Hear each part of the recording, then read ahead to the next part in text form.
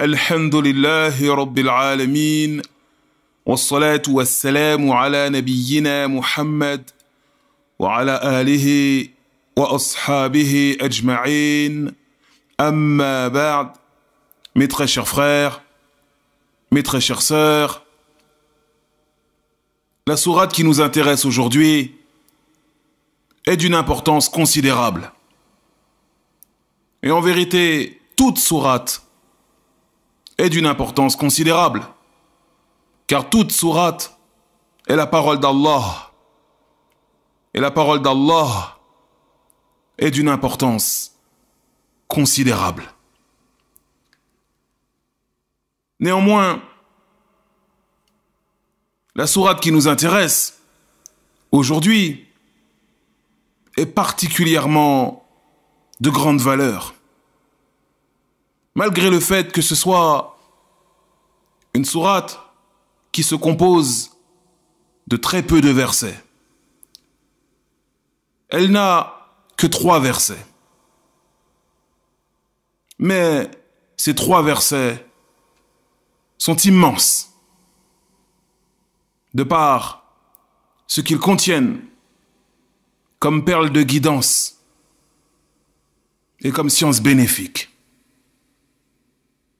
La sourate qui nous intéresse aujourd'hui, c'est la sourate Al-Asr, le temps. Et c'est ainsi qu'Allah subhanahu wa ta'ala nous dit Wal-Asr, innal insana lafi khusr. إلا الذين آمنوا وعملوا الصالحات وتواصوا بالحق وتواصوا بالصبر. Par le temps, assurément, l'être humain court vers sa perdition. Sauf ceux qui ont la foi et ont œuvré dans le bien,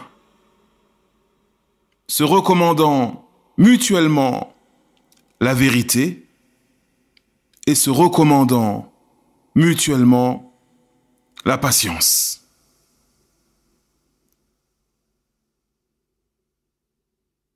Dans le premier verset, mes très chers frères, mes très chères sœurs, Allah, le Très-Haut, jure par le temps, il prête serment par le temps. Al-Asr, ce temps qui se compose des jours et des nuits, des minutes, des heures, des semaines, des mois, des années, etc. Le temps qui s'écoule, ce temps qui contient les actions des êtres humains. Car le temps est l'espace dans lequel les gens œuvrent et agissent, que ce soit dans le bien ou dans le mal. Allah jure par le temps pour mettre en lumière et en relief qu'il est précieux et qu'on ne doit pas le gaspiller, car perdre son temps et le gaspiller dans des futilités ou dans des péchés est une calamité, une catastrophe. Le temps, c'est la vie.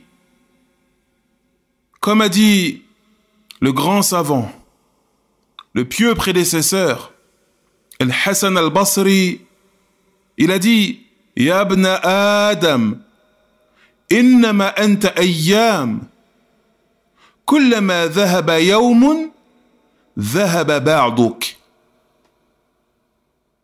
Il a dit, toi l'être humain, sache, prends conscience que tu n'es rien d'autre en vérité qu'un nombre de jours déterminé. Sache, prends conscience que tu n'es rien d'autre en vérité, qu'un nombre de jours déterminé. Et chaque jour qui passe, c'est une partie de toi qui s'efface. Chaque jour qui passe est une partie de toi qui s'efface. Le temps, c'est la vie. Et cette parole a été recensée dans l'ouvrage Hilyat al-Awliya, la parure des rapprochés d'Allah. Ainsi, le Seigneur des cieux et de la terre jure par le temps. Il jure par le temps que l'humanité tout entière court à sa perte. Et cette perdition est globale, mais elle est néanmoins disparate et différente d'un individu à un autre. Certains sont totalement perdus, comme ceux qui sont destinés à l'enfer éternel, et d'autres le sont un peu moins. En fonction de ce qu'ils ont délaissé des ordres d'Allah et des interdits qu'ils ont transgressés, les gens, proportionnellement à cela, sont dans la perdition.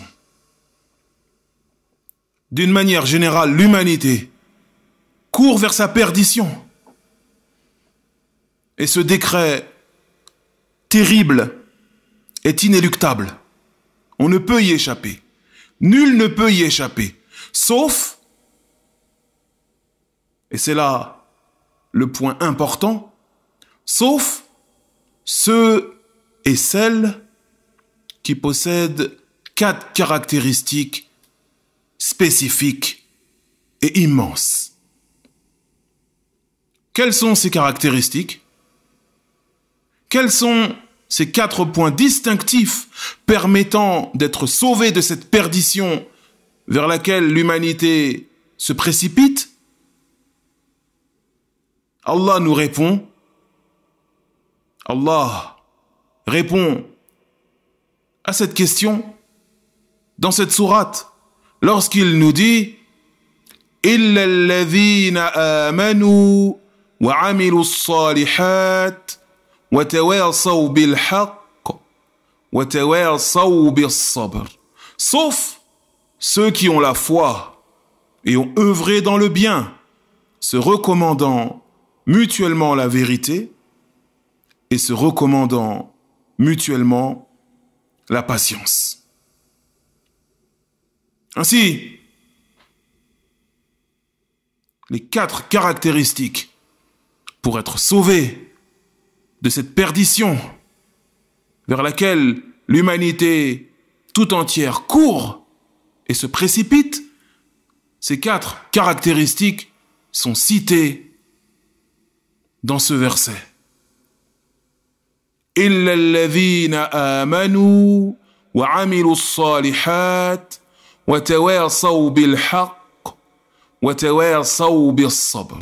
Sauf ceux qui ont la foi et ont œuvré dans le bien, se recommandant mutuellement la vérité, se recommandant mutuellement la patience.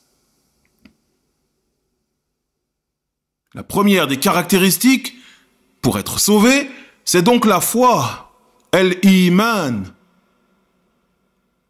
La foi en tout ce qu'Allah nous a ordonné de croire. Avoir foi en tout ce qu'Allah nous a ordonné de croire. Et la foi repose sur 6 piliers principaux. Croire en Allah, croire en ses anges, croire au livre sacré qu'il a révélé, croire au prophète qu'il a envoyé, croire au jour dernier et croire au destin, qu'il soit bon ou mauvais. Comme nous l'a enseigné le prophète Mohammed sallallahu alayhi wa sallam dans le célèbre hadith de l'ange Jibril. Et la foi puise sa source dans la science religieuse authentique. Autrement dit, il n'est pas possible d'avoir la foi, une foi solide, une foi saine et authentique, sans apprentissage. Il n'est pas possible d'avoir une foi authentique, une foi saine et fermement ancrée dans le cœur, sans apprentissage. Le noble Coran, la Sunna, les enseignements prophétiques, d'après la compréhension des pieux prédécesseurs. La science, le savoir religieux est essentiel à la foi. D'ailleurs, regardez, le premier verset qu'Allah a révélé, quel est-il?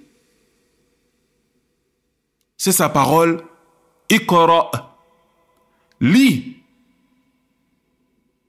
instruis-toi, car la foi découle du savoir, et sans savoir authentique, sans science religieuse saine, il n'est pas possible d'avoir une foi saine. Donc la première des caractéristiques pour être sauvé, c'est la foi. Et la foi se nourrit du savoir religieux. La deuxième caractéristique, pour échapper à cette perdition funeste, c'est al-a'mal as-salihah, les œuvres pieuses, le fait d'agir dans le bien, les adorations. Et ceci englobe tous les actes de bien, qu'ils soient apparents ou cachés, qu'ils soient effectués par les membres du corps ou qu'ils soient effectués par le cœur, tous les actes d'adoration, qu'ils concernent le droit d'Allah, tels la prière, le jeûne, les invocations, le pèlerinage, etc., ou que ces adorations concernent le droit d'autrui, comme le fait de respecter les biens d'autrui, l'honneur d'autrui, l'intégrité physique et morale des gens. Ainsi, la deuxième caractéristique pour être sauvé, c'est la pratique des œuvres pieuses, les adorations, toutes les adorations que l'on retrouve dans le noble Coran et dans les enseignements du prophète Muhammad sallallahu alayhi wa sallam. Et Allah nous dit dans le noble Coran, dans la sourate Al-Baqarah, verset 82, il nous dit وَالَّذِينَ آمَنُوا وَعَمِلُوا الصَّالِحَاتِ أُولَئِكَ أَصْحَابُ الْجَنَّةِ هُمْ فِيهَا خَالِدُونَ. Il nous dit, ceux qui ont la foi et qui ont œuvré dans le bien, ceux-là sont les gens du paradis dans lequel ils demeureront éternellement. Donc, la deuxième caractéristique, ce sont les œuvres pieuses. La troisième caractéristique, pour être sauvé de la perdition, c'est at-tawasi bil-haqq, le fait de se recommander, de s'enjoindre la vérité. Le fait de s'appeler les uns les autres à la vérité. Al-haqq. Et la vérité englobe la foi et les œuvres pieuses.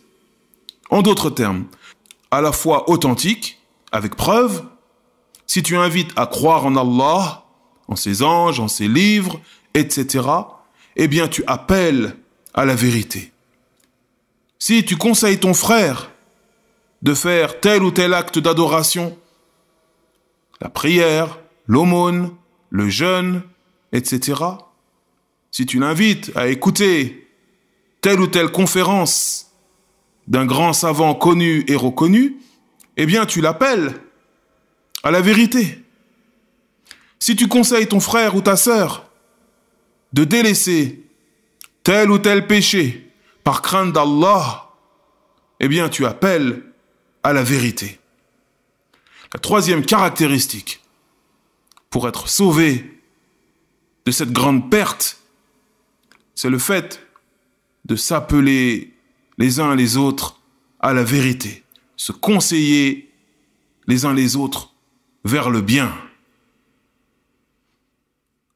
La quatrième et dernière caractéristique pour être préservé de la perdition, c'est at-tawasi bis-sabr, le fait de se recommander la patience, le fait de s'enjoindre les uns les autres à faire preuve d'endurance, faire preuve soi-même de patience et d'endurance et inviter les autres à faire de même.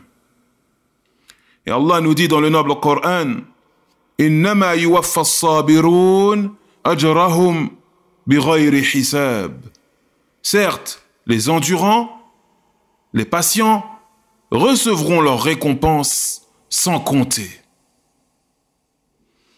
Et la patience se divise en trois.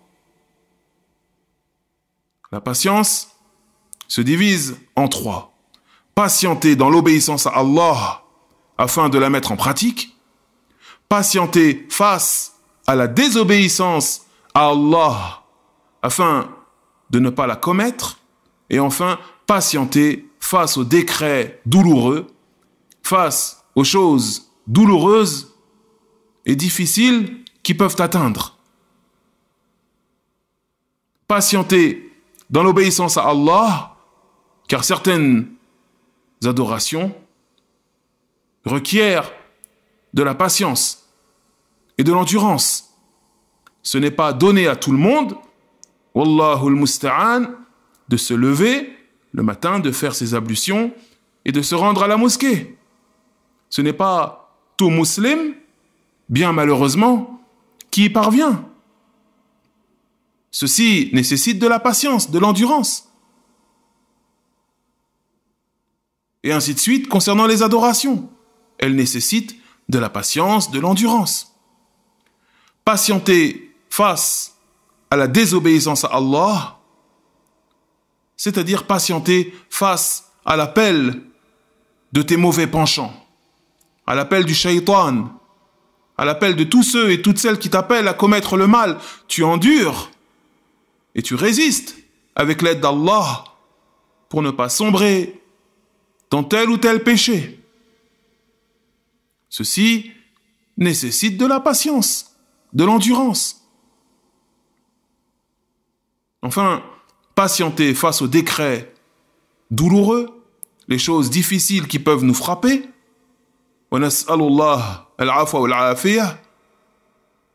Patienter afin de toujours conserver un comportement, une attitude islamique, même lorsque l'on est éprouvé par des choses difficiles, comme la maladie, la grande pauvreté ou la perte d'un proche.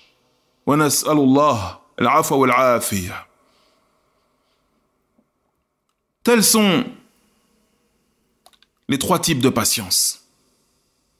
Et la patience est la quatrième caractéristique salvatrice.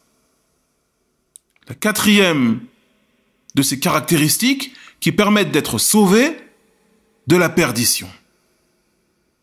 La foi, la pratique des œuvres pieuses, le fait de se conseiller le bien et le fait de se recommander les uns les autres la patience et l'endurance. Le croyant, mes très chers frères, mes très chères sœurs, le croyant par la foi et la pratique des œuvres pieuses, les deux premiers points, le croyant par ces deux premiers points, eh bien, il va s'améliorer et se bonifier avec l'aide d'Allah. Et par la recommandation de la vérité et la recommandation de la patience, les deux dernières caractéristiques, la troisième et la quatrième, par ces deux-là, l'individu participe à l'amélioration et la réforme des autres. Et lorsque ces quatre caractéristiques sont réunies, sont présentes chez une personne, eh bien, celle-ci échappe à la perdition et elle se voit comblée de la plus grande des réussites. Et on demande à Allah de nous accorder ce bienfait, tout comme on lui demande de nous pardonner nos erreurs, nos péchés, nos faiblesses, et tout comme on lui demande, le Très-Haut, le Tout-Puissant, de nous préserver, nous, nos proches, et l'ensemble de notre communauté, et de pardonner à tout croyant et à toute croyante. هذا وصل اللهم على نبينا محمد وعلى آله وأصحابه أجمعين.